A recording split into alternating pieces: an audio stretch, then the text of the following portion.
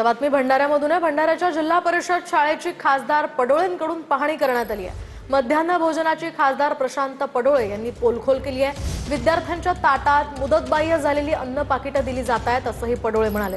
बुरशी लागलेला भाजीपाला दिला जात असल्याचा आरोप पडोळेंनी केलाय। विद्यार्थ्यांच्या डोक्यावर सुरक्षित छप्पर नाहीये आणि भिंतींना सुद्धा भेगा पडल्या आहेत असंही पडोळेंनी म्हटलंय।